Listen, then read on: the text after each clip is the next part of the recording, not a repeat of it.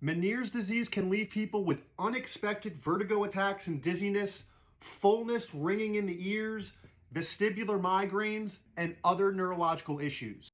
This is a non-physician who claims to be an expert in Meniere's disease and claims that he can treat it with cervical adjustments.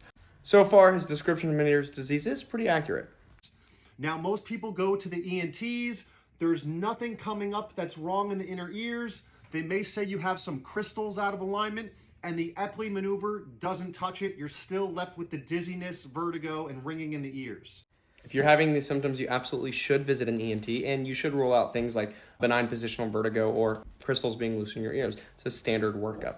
When there's an upper neck misalignment, it can restrict the blood flow and nerve function up to the brain and cause a lot of vertigo, dizziness. This is actually untrue. If you're constricting blood flow to your brain such that it's impacting your brain function, that's called a stroke. And if you're having a stroke, that's a medical emergency. You need to call 911 and be evaluated by a doctor right away.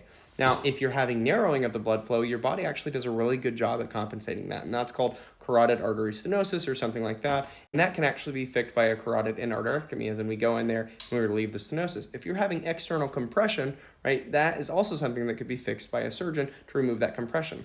There's no evidence at all that I'm aware of that someone could do a high velocity movement to relieve a external compression on a carotid artery or a nerve in your neck.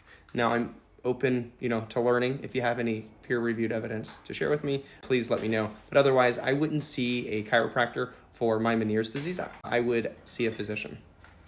And as a kind of warning, Meniere's disease is really hard to treat. There's not a lot of good treatments for it.